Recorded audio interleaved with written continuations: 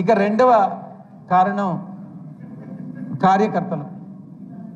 నిజంగా 5 సంవత్సరాల కాలంలో కార్యకర్తలు కొంత అసంతృప్తికి లోనైనటువంటి మాట, కొంత కాదు, కార్యకర్తల అసంతృప్తికి లోనైనటువంటి మాట వాస్తవం.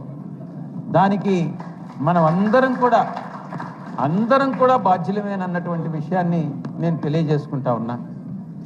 తిరిగి అది పునరావృతం కాకుండా కార్యకర్తలందరూ కూడా సంతృప్తి పరిచే విధంగా మనం ఏం చేయాలి అంటే, ఈ 4.5 సంవత్సరంలో మనం ఏదైనా చేయలేకపోవచ్చేమో, కానీ తిరిగి మళ్ళీ అధికారంలోకి వచ్చినప్పుడు కార్యకర్తలు చేసేటటువంటి సేవలను మర్చిపోకుండా మనం చేసేటటువంటి ప్రతి పథకం, మనం అమలు చేసేటటువంటి ప్రతి పథకం కార్యకర్తలను దృష్టిలో పెట్టుకుని మనం అమలు చేయాలి అన్నటువంటి విషయాన్ని నేను తెలియజేసుకుంటా ఉన్నా.